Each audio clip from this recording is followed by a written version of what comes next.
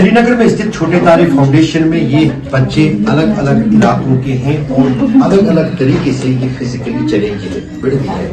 किसी में सुनने की क्षमता नहीं, किसी में देखने की क्षमता नहीं और किसी में बोलने की क्षमता नहीं है। लेकिन छोटे तारे एनजीओ की तरफ से इन्हें यहाँ पर न सिर्फ प्रशिक्षित किया जाता है, इनका रखरखाव किया जाता है, इनका ख्याल रखा जाता है, बल्कि साथ ही साथ समाज में बेहतर शहरी बनने के लिए इनको हौसला भी दिया जाता है ताकि समाज में आने वाले समय में या भविष्य में ये बेहतर शहरी या सिटीजन साबित हो सके। छोटे तारे आपने इसका क्यों नाम रखा और इस ऑर्गेनाइजेशन की तरफ से क्या कंट्रीब्यूशन आप कश्मीर की सोसाइटी जो कि पिछले 30 साल से अनरेस्ट से जूझ रही है, तो आप इस ऑर्गेनाइजेशन के बारे में बताइए और यहाँ पर किस किस तरह से बच्चों को जो है आप हेल्प कर रहे हैं ताकि वो नॉर्मल लाइफ जो है वो जी सकें।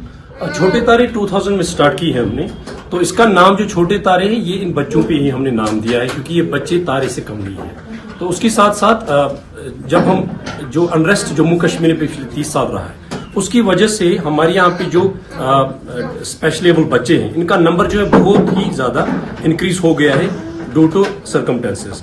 तो उसके साथ साथ जो बच्चे हमारे यहाँ आते हैं, जब आप देखेंगे हमारी जो सक्सेस स्टोरियां हैं, बहुत सारे बच्चे ऐसे हैं जिनको हमने मेन स्ट्रीम में एडमिशन कराया है। उसके साथ साथ जो इंस्टीट्यूट बेस पे हम इनको सर्विस देते हैं जिसमें हम physiotherapy, speech therapy, behaviour modification देते हैं, काउंसलिंग करते हैं, बच्चों की भी और पेरेंट्स की भी करते हैं। तो काफी इंप्रूवमेंट है, काफी बच्चों में चेंज है। हमारी भाषा में इसको कहते हैं कि अर्ली आइडेंटिफिकेशन बच्चे की करो और अर्ली इंटरवेंशन उस पर स्टार्ट हो जाता है। तो आपने आज खुद आके भी यहाँ पे देखा कि कितने बच्चों में इंप्रूवमेंट है, कितना बच्चे हमारे साथ ताउन देते हैं, जिसकी वजह से जो आप देख रहे हैं क्या इंप्रूवमेंट बच्चों में है। जी। आप कह रहे हैं कि 25 साल से आपकी ये छोटे तारे फाउंडेशन चल रही है, तो इनमें से जो बच्चे आपके इस सेंटर से निकले, क्या वो अपनी टांगों पे या हम कहें कि एक अच्छे शहरी सिटीजन बने हैं सोसाइटी में? बहुत सारी डिसेबिलिटी ऐसी होती हैं जिनको आप आइडेंटिफाई करके उस पर जब आप काम करेंगे तो उनमें इंप्रूवमेंट आती है, वो मेन स्ट्रीम में जाते हैं। क्योंकि जो हमारे पास जो टीम काम करता है ये बहुत ही प्रोफेशनल टीम है, तो हर बच्चे का हमारा गोल रहता है और उस गोल को हम कोशिश करते हैं कि विद इन टाइम फ्रेम करके उसको हम अचीव करें। और उसकी हमारे पास बहुत सारी सक्सेस स्टोरियां हैं। बहुत सारे बच्चे हैं जो अभी नॉर्मल स्कूल्स में पढ़ रहे हैं। और उसके साथ साथ गवर्नमेंट का जो इंक्लूसिव एजुकेशन है, इंक्लूसिव एजुकेशन को छोटे तारे बहुत ही ज्यादा बढ़ावा देता है और हम बहुत कोशिश करते हैं जो हमारे नॉर्मल स्कूलों में टीचर हैं, गवर्नमेंट स्कूल हो या प्राइवेट स्कूल हो, उस पर भी हम काम करते हैं, उनको हम ट्रेनिंग देते हैं। एटलीस्ट बेसिक जो चीजें हैं वो बच्चे के साथ क्या करना है बेसिक चीजों में वो हम उनको सिखाते हैं। आखिरी बात जानना चाहेंगे, कितने बच्चे एट ए टाइम आप यहाँ पर अकोमोडेट करते हैं और कहाँ से बच्चे हैं? हमारे बच्चे पूरे कश्मीर रीजन से आते हैं क्योंकि ये फैसिलिटी जम्मू कश्मीर में बहुत ही कम है। उसके साथ साथ बच्चे हमारे करीबन 100 के करीब बच्चे हमारे यहाँ जो डेली बेस पे आते हैं और जिनको हम पूरी रिहेबिलिटेशन देते हैं। आप अपना नाम बताइए। सर, मेरा नाम रणबीर कौर है। मैं एज अ काउंसलर वर्क करती हूँ छोटे तारे फाउंडेशन में पिछले 6 साल से।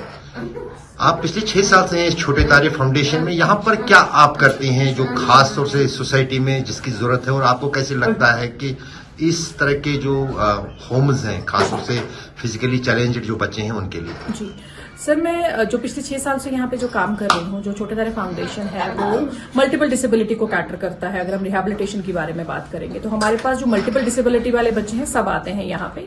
तो काउंसलिंग की अगर मैं बात करूँ, मैं बच्चे के साथ भी काम करती हूँ एज अ काउंसलर, जिसमें बच्चे की बिहेवियर के साथ, बच्चे के कॉग्निटिव स्किल्स के साथ, बच्चे के इमोशनल रेगुलेशन के ऊपर काम करती हूँ।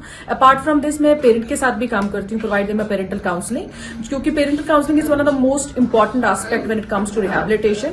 अगर पेरेंट का कोऑर्डिनेशन हमारे साथ नहीं होगा तो बच्चे में वो प्रोग्नोसिस देखने में नहीं मिलेगा और उसमें वो इंप्रूवमेंट देखने को नहीं मिलेगी। तो as a counsellor I work with the parents to provide them, counsel them regarding the बच्चे की जो भी आइडेंटिफिकेशन होती है, उसका प्रोग्नोसिस होता है, उसके बारे में उसको काउंसिल किया जाता है सो दैट की जो उनकी मेंटल हेल्थ है, बिकॉज पेरेंट्स की मेंटल हेल्थ बहुत इंपॉर्टेंट रोल प्ले करती है। क्योंकि चिल्ड्रन में डिसेबिलिटीज के बारे में जब हम बात करते हैं, because parent are very depressed and very tense about जो स्ट्रेसफुल एनवायरमेंट होता है उनके घर में, वो कहीं ना कहीं उनको भी इम्पैक्ट करता है और बच्चे की अपने माइंडसेट को भी इम्पैक्ट करता है। तो इसीलिए एज अ काउंसलर मैं उनकी मेंटल हेल्थ के ऊपर पे काम करती हूँ। आप मुझे ये भी बताइए कि कश्मीर में पिछले 30 साल से जो अनरेस्ट और जो हालात चल रहे हैं, आपको लगता है उससे जो स्ट्रेस वाली चीजें हैं उनका इम्पैक्ट हालात का बच्चों पे भी रहता है? डेफिनेटली सर, अगर हम सिचुएशन की बात में बात करेंगे, जो भी चिल्ड्रन में डिसेबिलिटीज होते हैं या नॉर्मल चाइल्ड भी जो होते हैं, तो उनके ऊपर एनवायरमेंट का बहुत एक इम्पैक्ट रहता है डेफिनेटली, बिकॉज